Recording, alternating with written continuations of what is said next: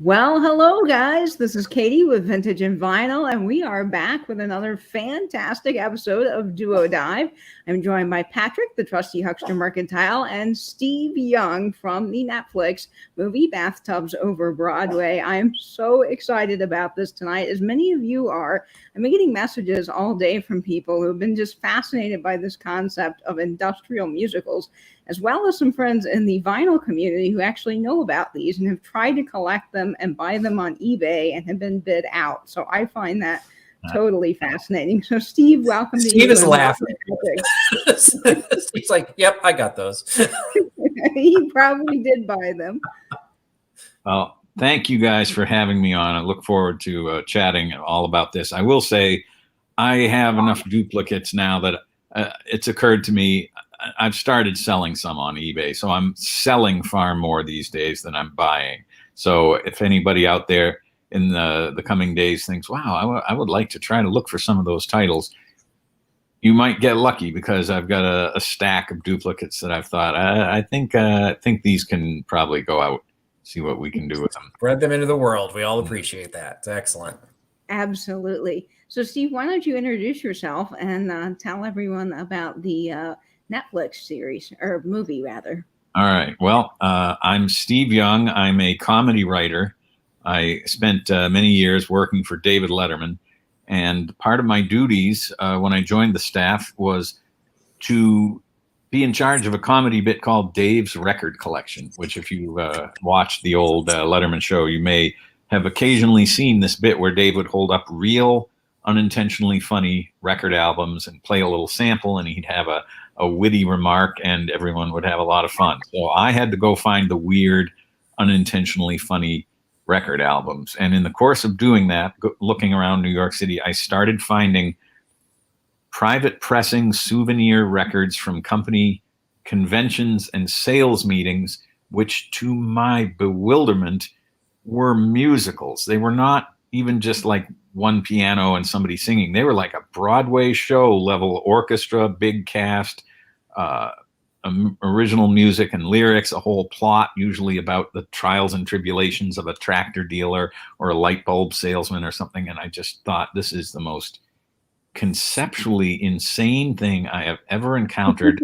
And by the time I had 6 or 7 of them, I thought, God help me, is this an actual genre? And if so, how much is there? So the movie Bathtubs Over Broadway, beautifully made and directed and edited by Dava Whisenant, who I met when she was an editor at the Letterman Show, tells the story of my finding this stuff and becoming curious and going from sneering cynicism, oh, how pathetic, a whole musical about selling diesel engines, to fascination. And as I met the people who wrote and performed in this stuff, great love and respect for not only their craftsmanship and artistry, but the people themselves who I've met along the way have become dear friends and in some cases mentors and very important parts of my life. So it's about records and music, but it's about more than that. It's about how do we think about what we do with our lives professionally and creatively, and how do we feel about what path we go down, and how do we connect with our fellow man in a world where everything is so splintered and cynical. And it's a stunning movie. I didn't make it, so I can say that, but it is a fantastic movie. It is on Netflix. You can also see it on Amazon or through iTunes. There's a bunch of ways to see it. It's Bathtubs Over Broadway. And I guess you guys just came upon it recently and thought, what is this? Absolutely. I do theater off to the side for people that follow my channel.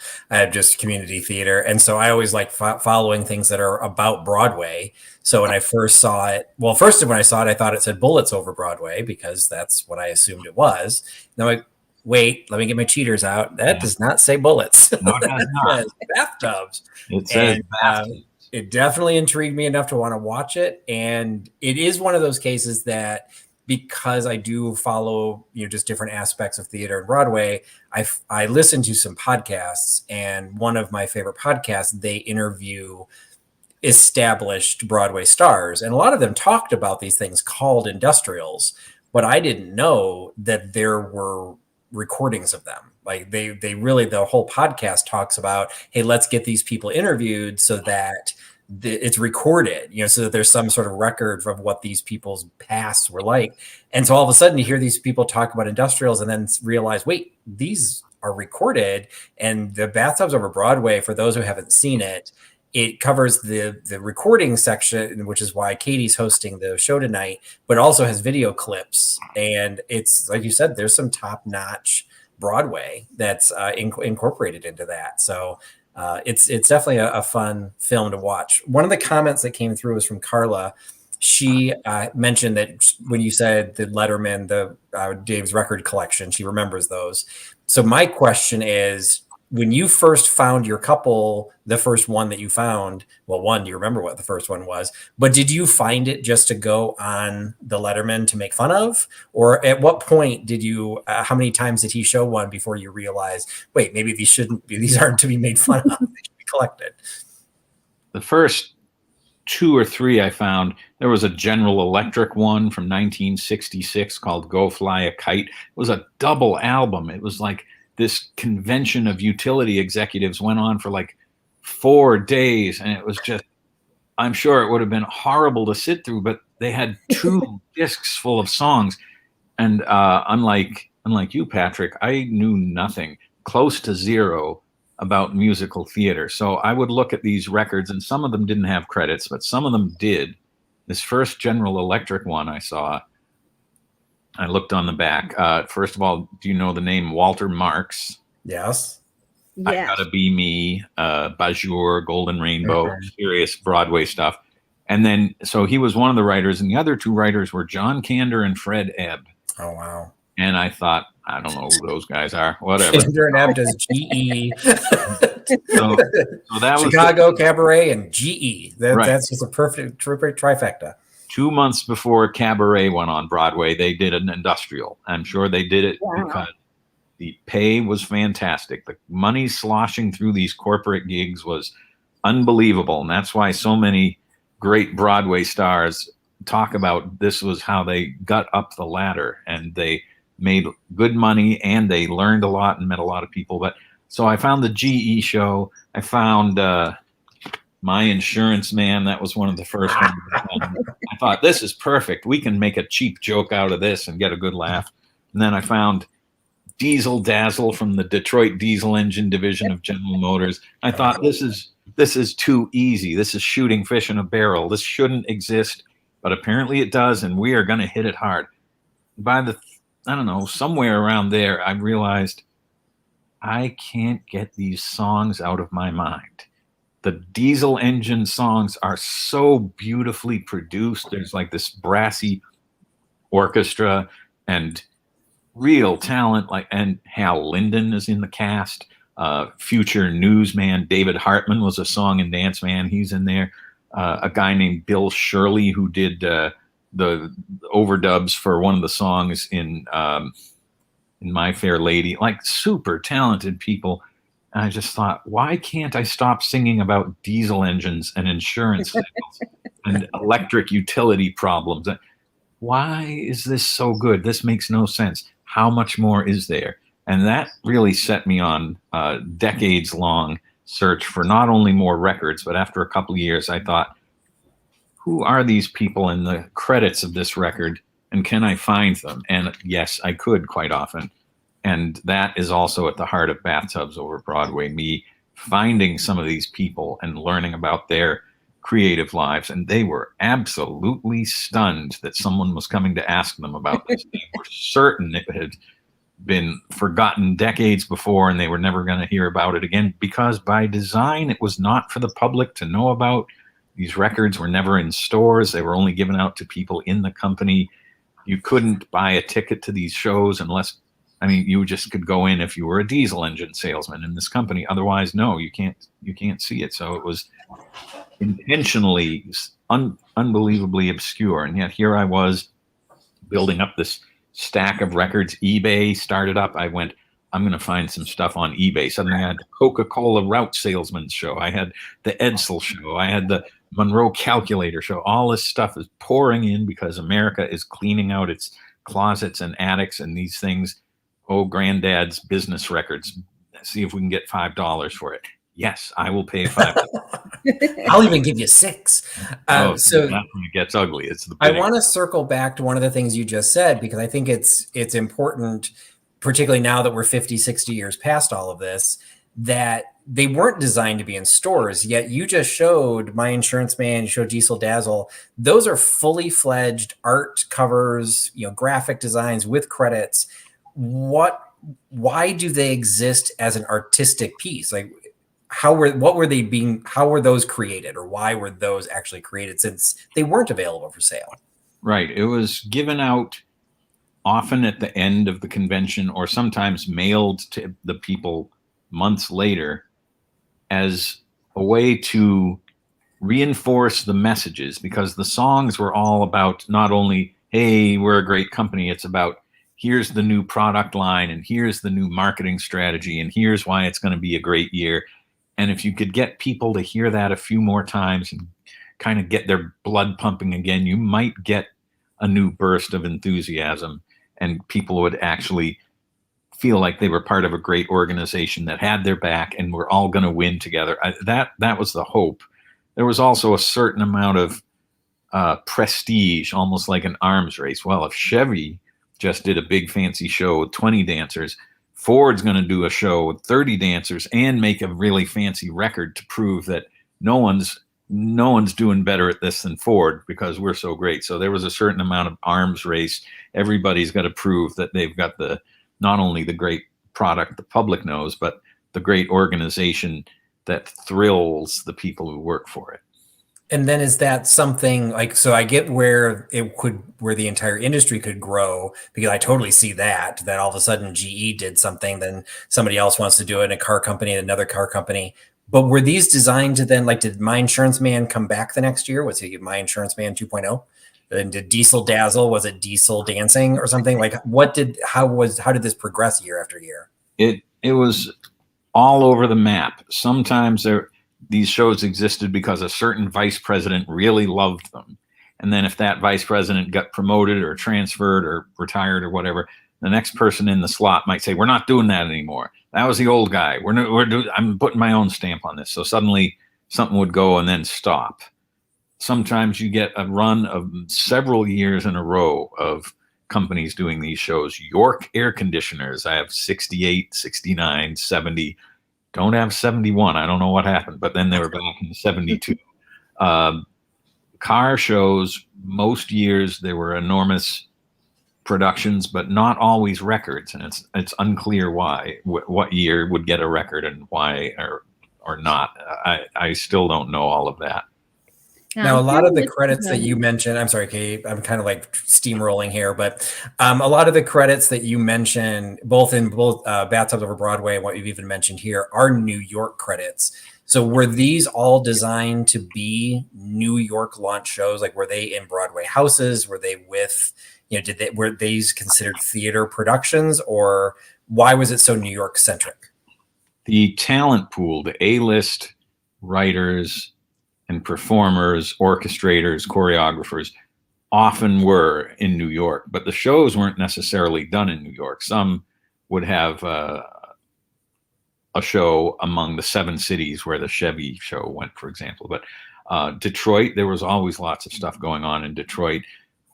A lot of these shows were happening at resort destinations: Las Vegas, Hawaii, Bermuda, Puerto Rico, Florida, any place where somebody from Chicago would think, thank God I'm getting out of Chicago in February and going someplace warm. The company loves me and knows how to make me happy. And so a lot of it was in the hotel ballrooms and function rooms and big theaters in Las Vegas that did huge business in this stuff. So New York was a lot of the talent, but not all of it. Like I know that one of the records that we'll be talking a little bit more about is The Bathrooms Are Coming. This was a Chicago crew. This was a Chicago composer, Sid Siegel. All the talent was Chicago-based, except with the asterisk, they brought in a New York actress to be in the film later. But great people in New York, and for Chicago, but Chicago if you were great in Chicago, industrials was actually kind of the tip of the pyramid of what you might do for good money and credibility in Chicago. Yeah, we don't have much more to offer here. Well, that's I'm right. really You're in Yeah, I don't think you knew I was in Chicago. So I'm like, wonder where this conversation is going to go. But you mentioned the talent was coming from New York. So if it went to Bermuda, if it went to Las Vegas, was the actual performing team also traveling, or was it that was just the New York? The creatives were from New York, like Cantor and Ab, or the people that produced it. Oh, the performers loved this stuff because you'd get flown first class to Bermuda, whatever, get put up in a great hotel for like a week, have 3 rehearsals, and then do a show. It was a pretty sweet life. You probably had 2 weeks of rehearsals in New York before you got on the plane. But all these performers went to a lot of exotic locations and were treated very, very well.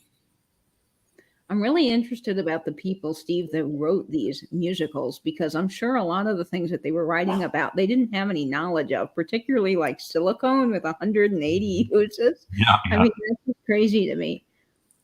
You had to do intake sessions when the writers would sit down with a room full of product managers or vice presidents or whatever and get sort of a lecture about, all right, this year we were going to emphasize this about the new transmission, and we want to mention this, and we want to mention 190 things, and they're all in this binder, and take it home and make a song out of it.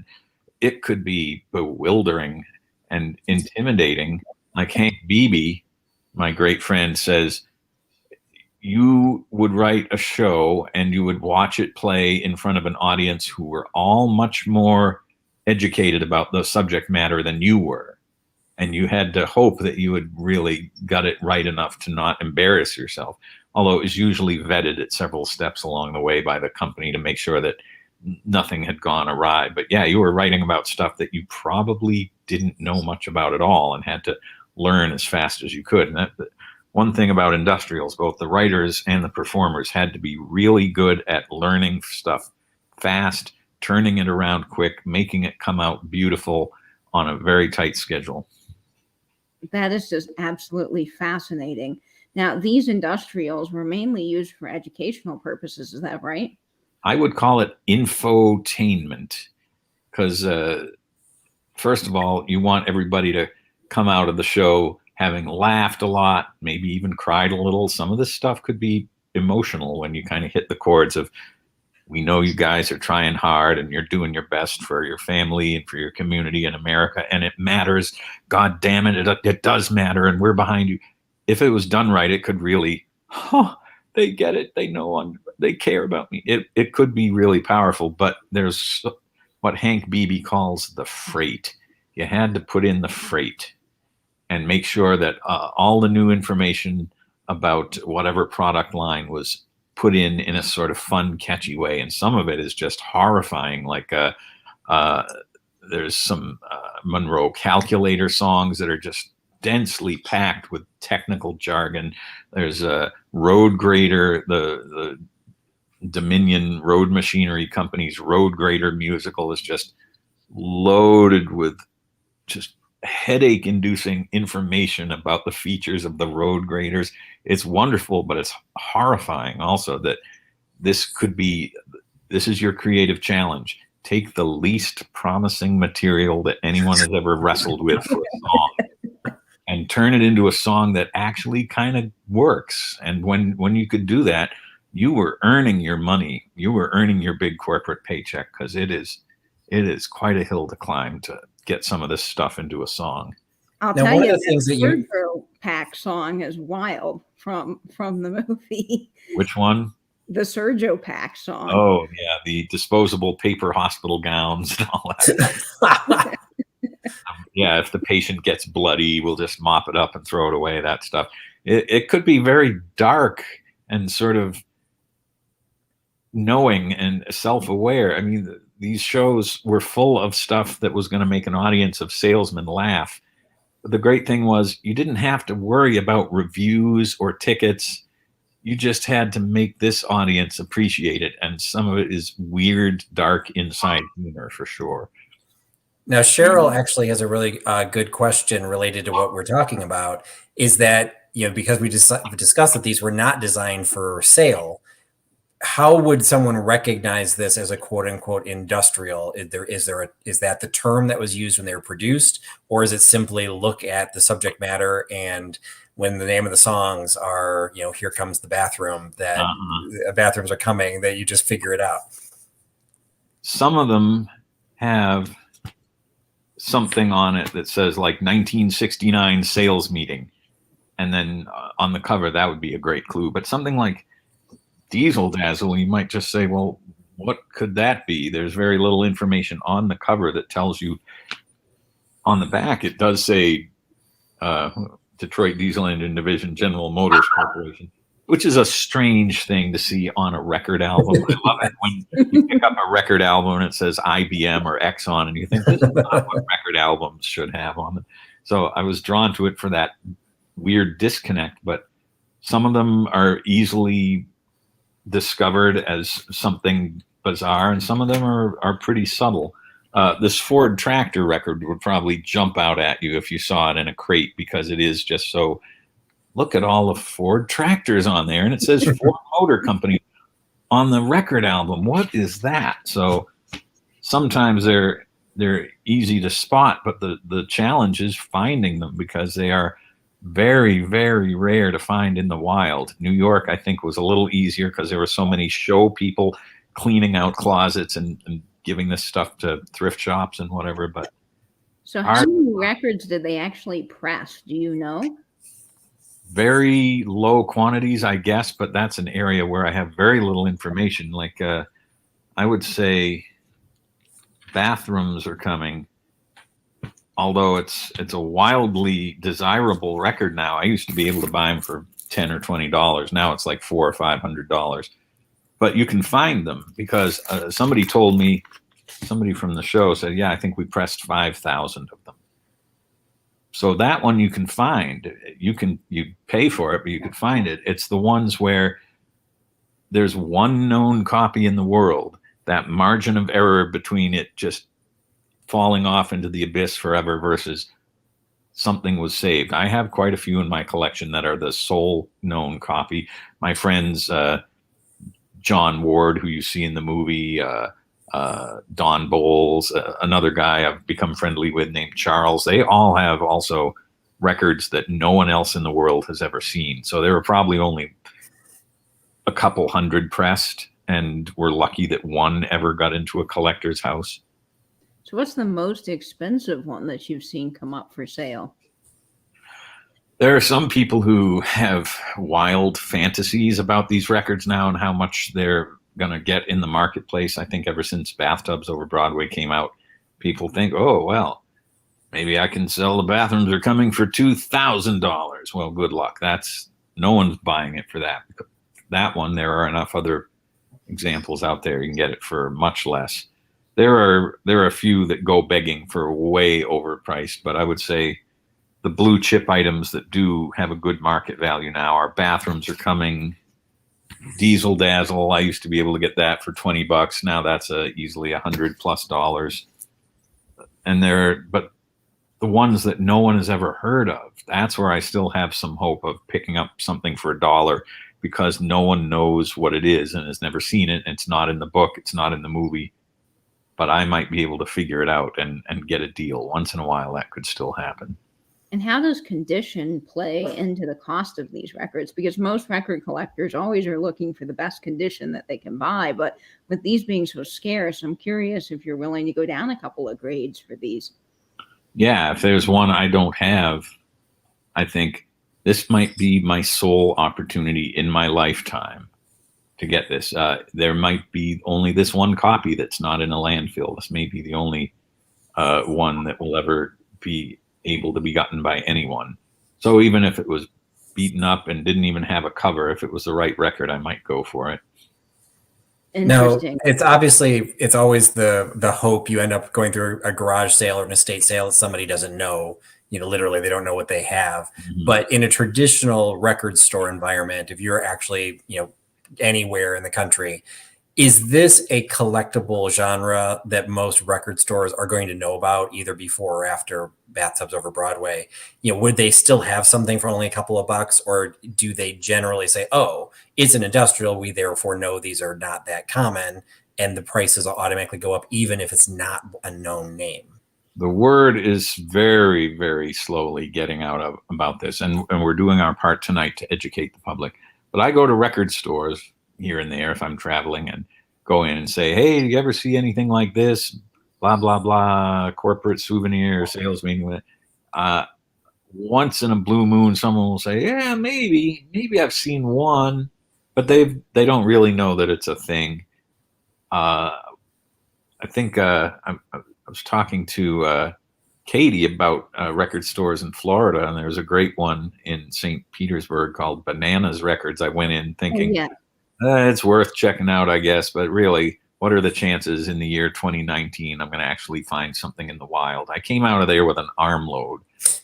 Most of them were duplicates, which I then turned around and resold, but they had an enormous, like 30-foot long stack of shelves that were just like oddball / weird / miscellaneous. And that is heaven for me. Just start going. Within the first minute, I went, oh my God. I never thought I would see one of these in the wild again. Look, oh, there's another one.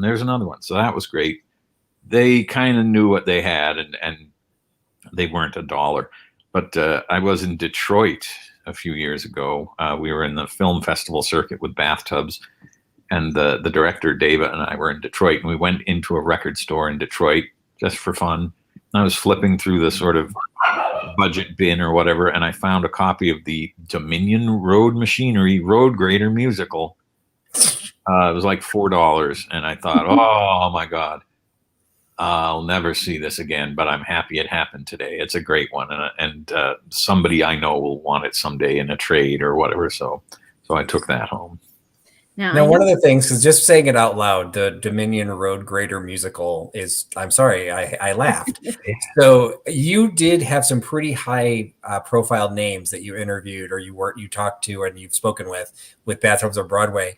Do you find that some of the bigger names are open and willing to talk about it? Or are there people that are like, yeah, that's not really my high point in my life and I don't want to talk about that? It's very interesting. Psychologically, for decades, there was kind of a stigma on doing this stuff, whether you were, especially if you were a writer.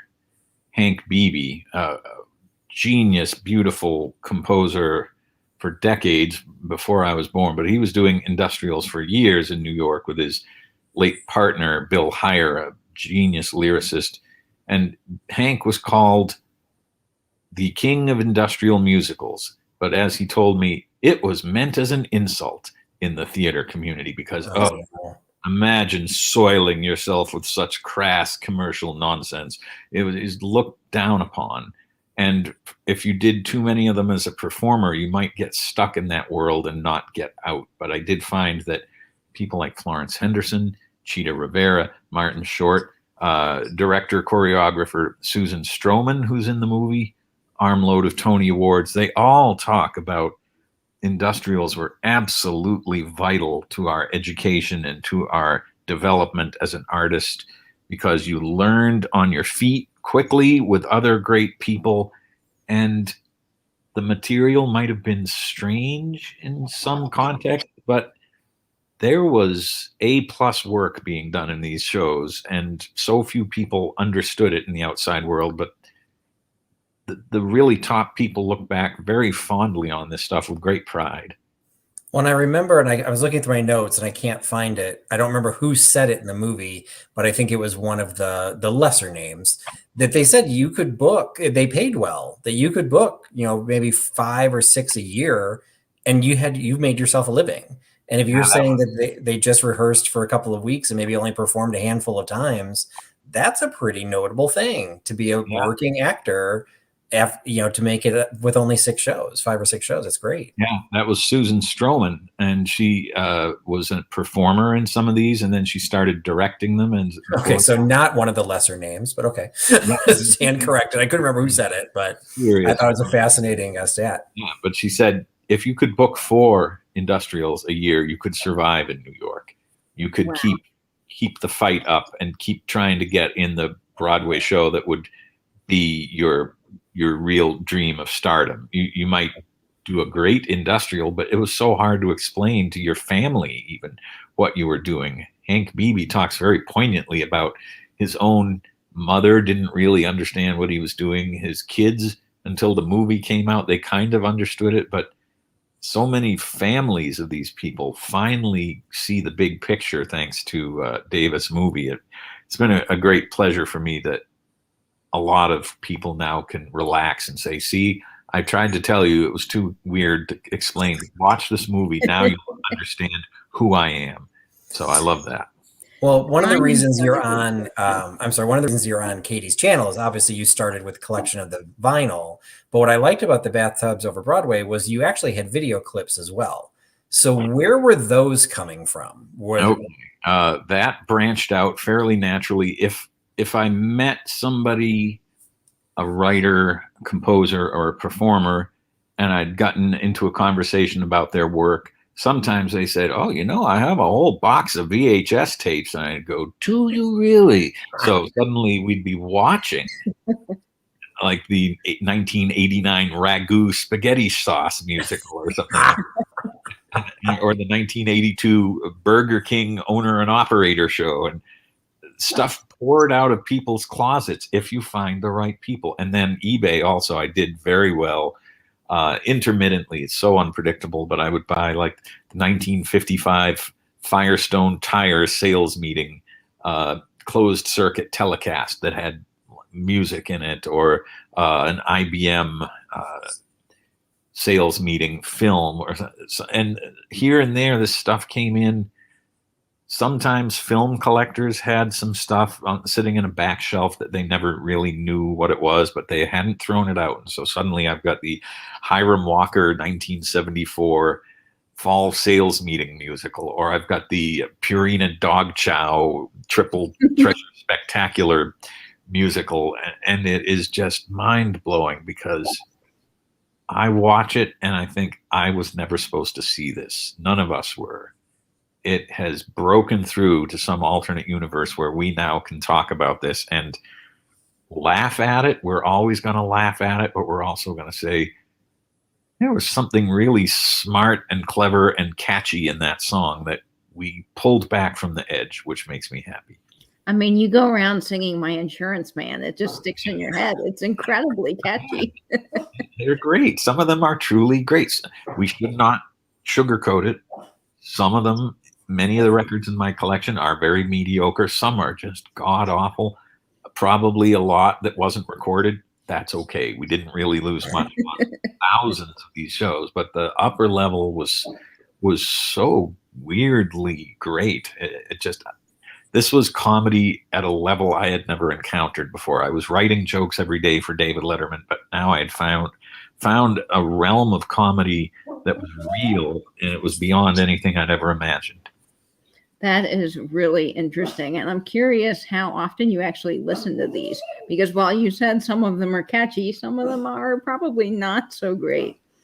Yeah, I have playlists on my phone, and once in a while I'll pull up Industrial's playlist 6 while I'm making supper or something and just happily dance around the kitchen. Well, once in a while I'll say, oh, I haven't played some vinyl in a week or two. Well, let's just spin through the stack. What's this? Oh, all right, Pepsi 1960. All right, I haven't listened to that in a while. So I have many other musical interests, wide-ranging musical tastes, but I do genuinely enjoy this stuff sometimes. Now, Jennifer Cook has a great question. She's asking you, has this research into industrials informed your own comedy writing? I've started getting some corporate gigs of my own here and there. People who see the movie and say, hey, you might be really good at writing some comedy bits for this upcoming sales meeting. So I love those gigs. I have no snobbery about this at all. I take great pleasure in doing that. Whether it influences my comedy outlook in general, I don't know. I think it was already primed to love this stuff before I really found it all. So maybe I was just waiting for it in some ways. And Brian was also asking in a question earlier that I thought was interesting. Did any of these corporate staff of the companies ever perform well and make it to the albums? Yes, occasionally. Some of the albums do have speeches, and that's probably somebody who is not going to then get up and sing.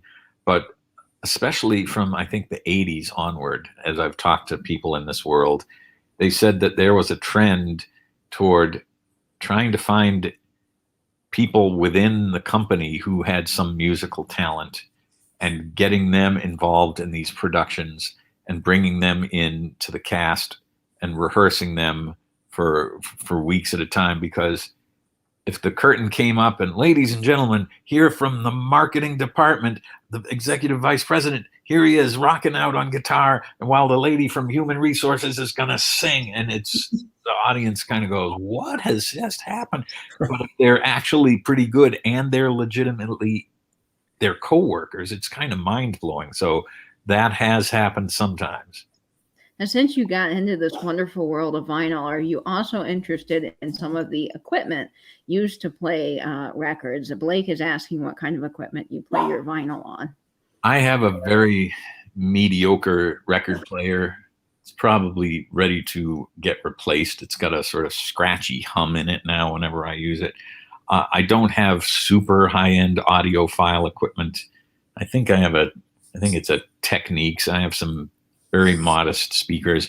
But what amuses me is that the songs on the Bathtubs Over Broadway soundtrack album, they were all carefully mastered from recordings made off of my mediocre record player. So they sound pretty good, I would have to say. But no $1 million sound system was involved at any point in this.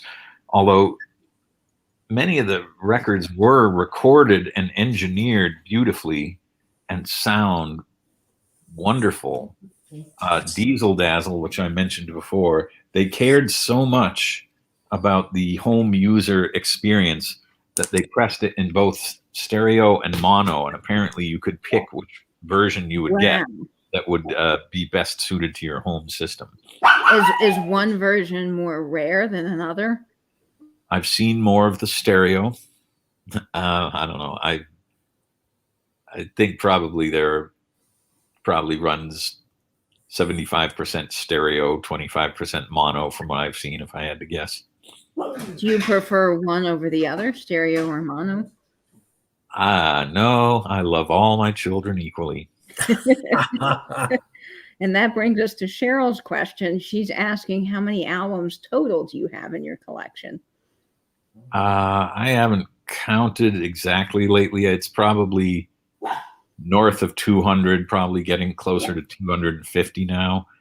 Some of them are full LPs with a whole 10 or 12 songs on it. Sometimes you get a 7-inch record with just like 2 or 3 songs on it, or one song. Sometimes there's just the theme song, the kickoff song from the 1965 Signal Oil Company meeting or whatever. And I count that as a record in my collection, but it can range from a full cast album of a very complicated show down to just one song on a little disc. So are most of these 33 1/3s or some of these 45s? There are a few 45s. There are a few 78s. Oh, wow. This stuff started to come into being kind of at the end of the 78 era. I do have a few from the 50s that are on 10-inch 78 discs, or even sometimes little 78 7-inch discs. Like I have a Ford 1957 Ford preview disc, and here's a sample of the great music that's going to be at the dealer show at the end of the summer. And you just get a little snippet of music. And I think 1 or 2 of those are 78s. Most of the stuff I have is 33 1/3. That really makes it easy to play, because those 78s are really a challenge sometimes. Yeah. Oh, I figured out something great, though. I record from my record player into my laptop onto something called Audacity. Oh, yes, love Audacity. And Audacity has a setting. If you've imported something from, it's a 78 record, but your record player only played at 45, you can go into the controls and say, change the speed of this as if it were a 78, and then suddenly you're hearing it at the right pitch and speed. Wow, that is fascinating. Now, Blake's asking an interesting question here. Blake loves vinyl as much as I do, and he's wondering if you find any reel-to-reel tapes. He's got a pretty big collection himself. Yes, none of that was ever on reel-to-reel to give away. I have boxes of reel-to-reel tapes that were given to me by composers who had it from their own work tapes and their own archives, and that's as far as it ever got, was just individual composers who had stuff on reel-to-reel, and sometimes I've been lucky enough to acquire some of that. I don't have a reel-to-reel player. I rented one once years ago and auditioned a bunch of stuff and made notes about what I had. I have a friend who's offered to help me transfer some stuff, so that will be an upcoming project. But yeah, real deep cuts, stuff that never made it onto vinyl, generally just existing only in this super esoteric insider world of reel-to-reel. Oh, fun. That is really neat. Now, I do have some records that aren't actually industrials, but they're training records for corporations like Coca-Cola, and they were produced by the Jim Handy organization. Do you know much about that? And did they actually do some industrials? Oh, yes. I think it's Jam Handy. The first time I ever heard of that company, I was talking to Hal Linden. He was the first person I ever really interviewed from this world. And he was saying, oh, yeah, Jam Handy. Did you know about Jam Handy? I worked for Jam Handy. I had no idea what he was talking about. I wrote down Jan, Jan. It was Jam, short for Jameson. He was an Olympic swimmer in the early 20th century. And then he got into this world of supplemental corporate stuff like training film strips and records. And by the 20s, he was working for General Motors and places like this, doing stuff to help their salesmen learn about the product line and sell stuff. And by the 50s, they had started doing industrial musicals. And you start seeing some of the shows turn up with Jam Handy credits in the 50s. Chevrolet, then they did Xerox. They did a lot of Coca-Cola stuff. And I'm sure there was a lot of stuff that was done that I'll never see because it wasn't pressed on vinyl. They were based in Detroit. They went out of business in the early 80s. And I've seen a heartbreaking picture of an enormous room filled with film canisters. And I think it was all just thrown away. So typical. You have to be glad about what did survive and not agonize about what's gone. Yeah, I mean, I'm sure there's so much that you're looking forward to discovering that you don't know is out there. And so if you're going to continue your journey finding these records, you're going to continue doing that through antique stores, eBay, or through actual record stores. Yeah, it's record stores are rare that I get to a new one, but I do occasionally get a tip. Oh, you ought to call this place in this city. They have a lot of weird records. So sometimes I just cold call and introduce myself. eBay is still pretty good, but a lot of it is networking with other collectors and dealers that you get to know, and people know what you're looking for generally and set stuff aside for you. Some of the best stuff I've found in recent years is because people watched Bathtubs Over Broadway and then said, oh, hey, Steve, I just wanted to reach out. I got this Pearl Beer sales meeting record. And I said, oh my God, I've heard a rumor of that. I've never seen one. So suddenly something wonderful happens because somebody saw the movie and thought it would be fun to get in touch. And I win, they win. Everybody feels like they're part of the adventure now. And that's fantastic that you've got those opportunities, but are you also finding the prices are going up because more people know about them? Yeah, definitely some of the more prominent titles like I was talking about. I used to find copies of The Bathrooms Are Coming. Somebody would charge me $20 or whatever, and I'd say, yeah, you know what, I'm gonna get another one for $20. At one point I had 6 or 7 of them, gave a couple away, but now you can go on eBay right now and there's 2 or 3 copies, I think, and they're all in the $300 or $400 range. So I probably was wise to buy duplicates when they were really cheap, and occasionally I sell some, and I probably am going to put a new round of them on eBay soon. So if anybody's thinking, oh, I would love to get a copy of one of these things, you may be able to find some. Now, do you use the extras that you have in your collection as trading too for records that you do want? I'm sorry, could you repeat that? I think our sound is a little funky suddenly. Yeah, what was the question? I don't know why the sound is doing this. I'm so sorry, Steve. All right, well, try it again. I'm curious.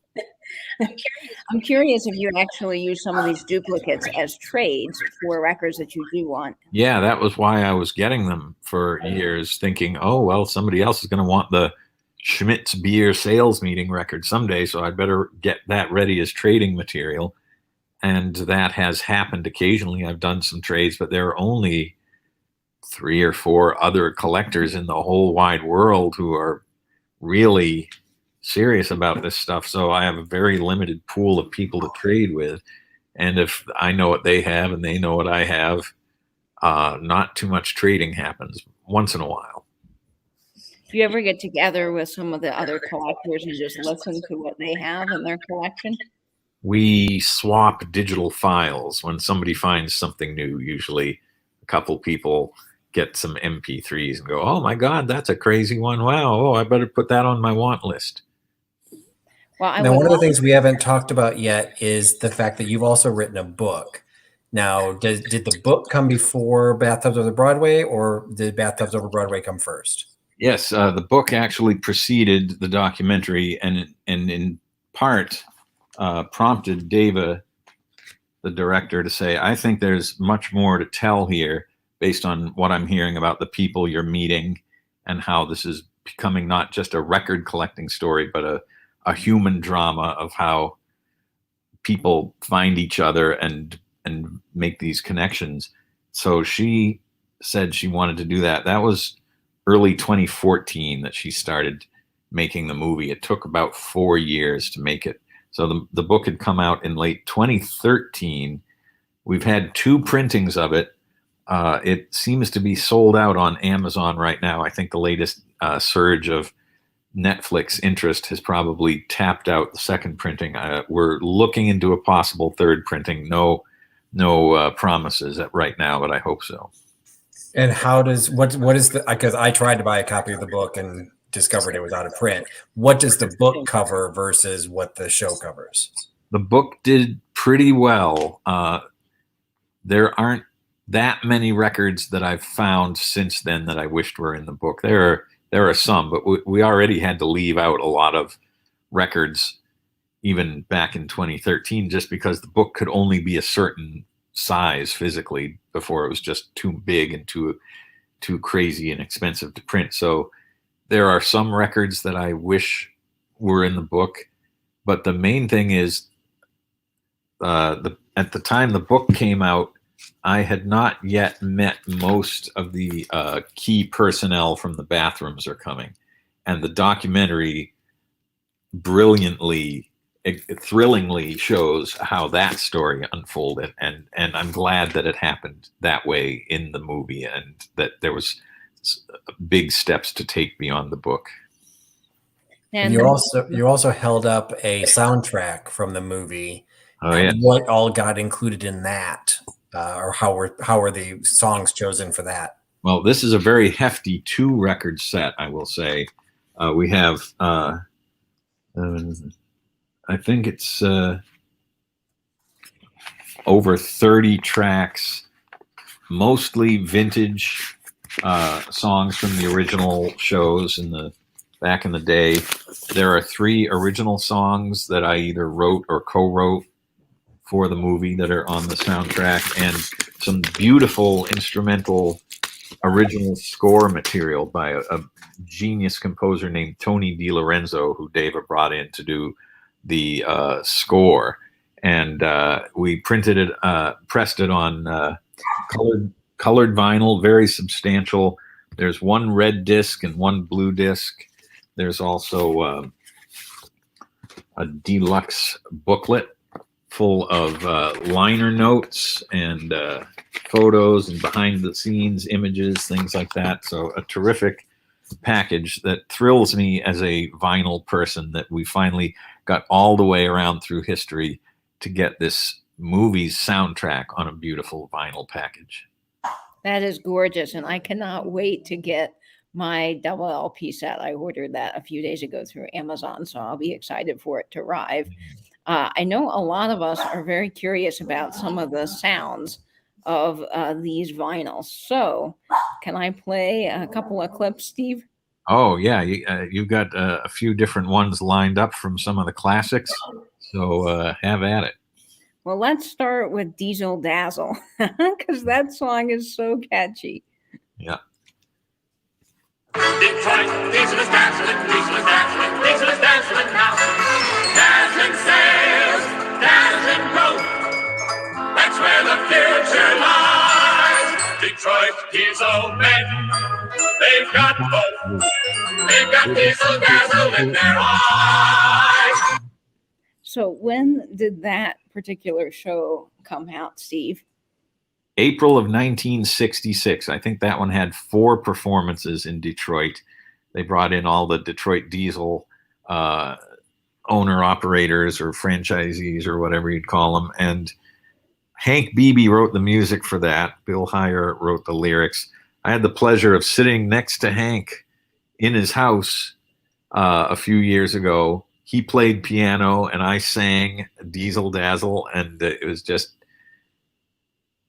one of those peak moments of beautiful absurdity. This should never have reached my ears. I should never have found this guy. We shouldn't have cared about it, but we love and respect each other, and it was such a pleasure to sit down and bring his songs to life with him. So Diesel Dazzle, 4 syllables that I love to talk about. This kind of encapsulates the whole industrial musical field in 4 syllables. You got diesel, you got the heavy industry, and then dazzle. You got showbiz glamour, and they are slammed together, and it should not work, but by God, it works. It is absolutely amazing to me that you found these people after all these years. How did you go about doing that? A lot of it was at the dawn of the internet age, and it was very sort of slow and hit or miss. If you had somebody with a relatively unusual name, it was a little easier. Hank Beebe, I think I started like trying to check through ASCAP and BMI, thinking these songwriter performance organizations, they may have some clue. And I think I found Hank through some information I got from BMI and called up somehow. Then I got an address in Maine, and I got directory assistance, and I got a phone number, and I called him, and it was the classic thing that's happened over and over. Who is this? How did you hear about Diesel Dazzle? That makes no sense. You shouldn't know about Diesel Dazzle. Is somebody playing a prank on me? Did one of my friends get you to call me to make fun of me? And Wow. there's this paranoia because there's this overarching fear that somebody's just going to look down on me again because I was doing industrials, and then they relax. Part of it was also, all right, I identify myself as coming from, I'm a writer for David Letterman, and there are red flags everywhere. Somebody's out to make fun of us. But once they see that I'm sincere, I know their work really well, and I want to find out more about it, they start to relax into maybe this will be okay. Maybe somebody actually does respect me and my work. And then they're in their basement pulling out boxes of old files and say, I found something else you might be interested in. And then you have a friend and you have a mentor, and it happened over and over again. The suspicion, the cautious acceptance, and then this is wonderful. Somebody is finally validating me. That's great. And as a frame of reference, there are currently no copies of Diesel Dazzle available on eBay right now, but 2 copies sold in November, both sold for over $100 each. That's good for me because I got one I'm going to put up soon. So Yeah, you got no competition right now. That's right. I love that scene in the film, Steve, where you're up on a ladder and you're going through all of these boxes of programs and amazing things associated with the industrials.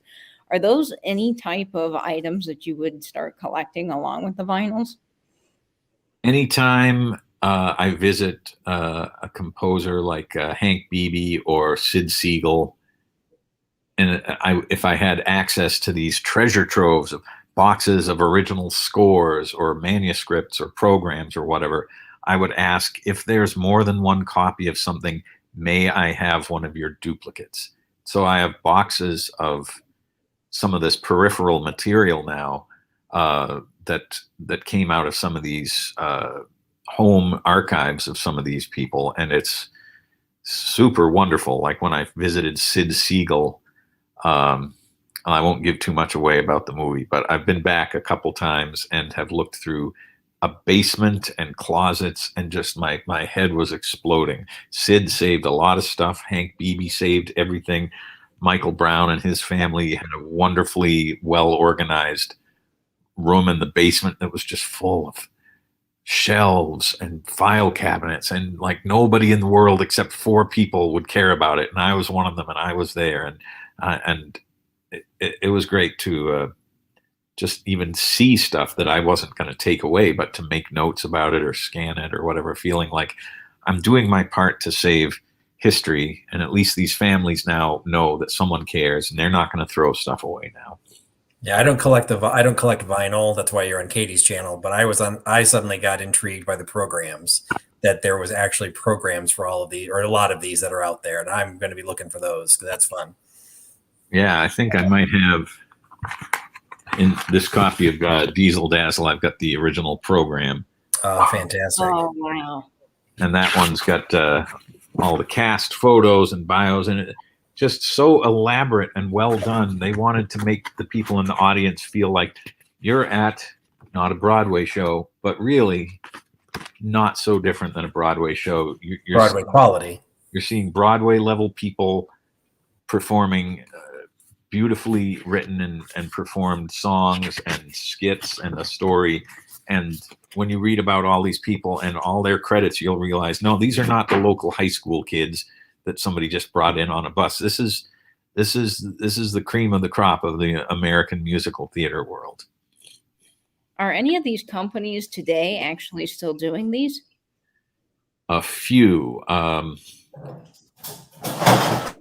There, as we see in the Bathtubs movie, most of it was dying out by the end of the 80s into the 90s, but a few companies still kept going with it. And I think there will always be some version of it, because there will always be a need for an organization to try to bring its team together and get them fired up through something dramatic and fun and musical and dazzling in front of their eyes, live and in person. Because you can watch a video and that's fine, but there is, when it's done right, something actually thrilling and magical about seeing this right in front of you on a stage, and makes your heart pound and makes you think, I do believe in the best version of what this company can do, and I want to get out there and be part of the thrill of doing this right and doing it for good reasons. So back to your question, yes, State Farm Insurance for some reason will not let it go. I have bootleg programs and souvenir books and videos that people have passed me under the table. Into quite recent years, I've heard a rumor that 2022 is their 100th anniversary, and there could be a big show coming up. So I've got my ear to the ground for that. That would be amazing to sit in that room and to be a part of that, even though it's a newer musical, because it's so cool that someone is still trying to keep the flame alive for these.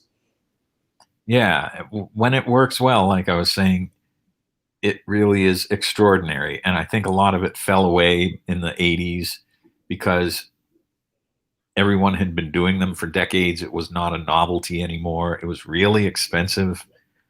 And I think a lot of consultants and accountants said, this is too expensive. It's very hard to quantify what benefit, if any, actually reaches the bottom line. I think the tax code changed that made it less of a write-off. A lot of things happened. but and technologically, suddenly you had AV modules with videos and slideshows and stuff on big screens, and much easier to put together than creating a whole custom-made musical. So a lot of it did go away, and I understand why, but it is interesting. It will never entirely go away. So are most of these on vinyl, or are some of the newer industrials actually on CD? I've seen 2 or 3 CDs that have this sort of stuff on them, or I've heard of them in some cases. The crazy thing was vinyl has made a comeback in recent years, as I'm sure you know, Katie. Vinyl is incredibly hot.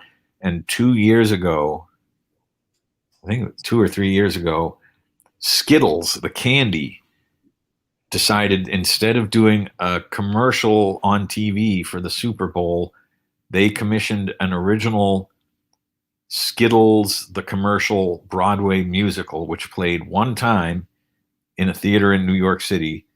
The public could go to it, but it was pretty much an industrial show, and it was deeply hilarious. I was actually howling with laughter. They got who's the guy who plays Dexter? Michael C. Hall, is that right? I'm thinking of the right guy. He was the star, but he's terrific. He's a legitimate singer. But I emailed Skittles and said, is this, are you doing this because you've heard about Bathtubs Over Broadway and industrial shows? And they said, don't know what you're talking about, but would you like tickets? So I got to go to this thing, and I got a VIP goodie bag, and it had a souvenir vinyl record in it. And I thought, this can't be a coincidence. This has got to be influenced by all this industrial show stuff that's been coming out in recent years. That is amazing. Community. Yeah, I was kind of gobsmacked by that. And there's been a few other ones that I haven't seen, like apparently like Olay and Oil of Olay did a quasi-industrial that performed once. And so maybe it's coming back. The vinyl cast recording for Skittles, the Broadway musical, is available on eBay for $250. Ooh, that's pretty reasonable considering how very few of those there were pressed. You can also get the window card, the T-shirt, the program. Somebody's selling their entire collection. Program's only $29. Oh, really? I've got like 10 of them. I should sell some of those. So I'm interested about these musicals and their heyday. When really were these the most popular? Obviously, during a time when companies had a lot more money to spend on these extra types of things. I would say it kind of got going seriously in the mid-50s and really hit its stride throughout the 60s. That was kind of the golden decade for this stuff, when the economy was really humming. And I don't want to over-romanticize corporate America, but I do honestly think that for quite a while there was this spirit of, this is our family, and we're going to see these people every year at the convention, and we want them to be happy, because when they're happy and selling great, we're all going to win. Everything is going to go in the same direction, and we're on the same team. So let's entertain them and let's take good care of them. I think that was real. And then I think by the 70s that was falling apart, and you had management consultants saying, who cares if people like working for the company? If they don't like it, they can leave. We'll hire somebody else. We don't care what people think about what we do. We just need warm bodies who are just performing a function. And I think that was kind of a low point in corporate history psychologically. And then I think we've somewhat crawled our way back from that. We realized we had gone too far. By the way, this is insane to me that I'm a comedy writer who talks about all this social history stuff and business history stuff now, but I just got so fascinated by how many ways it branched out beyond just the records, but just understanding the world we live in and the country and its history. I feel like this type of musical was produced at a time when someone would work their whole life for one company and was proud to be a member of Ford or GE or anything like that. Yeah, absolutely. There was an assumption for a long time. You're joining, I don't know, Plymouth or Detroit Diesel or Coca-Cola or something, and you're going to make your life there, and you're going to be part of a team and a family, and we're going to be all together for however many decades. I've heard that one thing that knocked that aside partly was the dawn of 401k programs, and suddenly you had your pension that you could take with you to when you moved jobs. And people said, well, I don't have to stay here all the time. And maybe they don't even care about me anymore. They certainly don't sound like they care whether I'm happy at this job. So maybe I'll go somewhere else. So things started crumbling and splintering a little bit as we got into the 70s and 80s. This has just been absolutely fascinating, Steve. And as we close out the show, I want to play a few more clips that you sent over because the music just has to be heard. It is just fantastic. And that is the heart of it. This would not be as interesting if the music wasn't great. So the last couple of clips I want to play, one is from My Bathroom. And when was that show done, Steve? It was early 1969. There were 2 live performances, Las Vegas and Atlanta. And as you see, if you watch the movie Bathtubs Over Broadway, much later, I found out that a film did exist. So that was a stunning revelation. But 1969. And there's one copy available on eBay right now for $600. Yeah, that's a little much. Yeah, the last one that sold was in November for $100. $100. I would have bought it for $100 and turned around. Yeah, in November it sold for $100. Oh, those are the days. Wow. Well, here it is, folks. My Bathroom. My bathroom, my bathroom is a private kind of place, very special kind of place. Oh gosh, that is amazing. Yeah, and that the whole Diesel Dazzle song, the whole My Bathroom song, they're all on the soundtrack. Not only the vinyl edition, but available on Amazon and iTunes, and I think even Spotify. So the music is accessible. You can hear all these songs in their full glory. And in the documentary, you actually meet the singer of that song. So it's, again, we can't underscore enough to, if you have access to Netflix or any of the other ways to view this, Bathtubs Over Broadway is a very entertaining, hour and 20 minutes, hour and a half? 87 minutes. All right, so almost an hour and a half of just, you don't even realize what's missing in your life until you hear about My Insurance Man and the double entendre in the Bathrooms Are Coming song that Katie did not play. Yeah. So, Well, we will end with My Insurance Man because this is definitely something that is so catchy.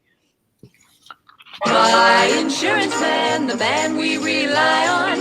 My insurance man, the best of them all, who serves all coverage needs. That's why he succeeds. My insurance man, is that what they call you?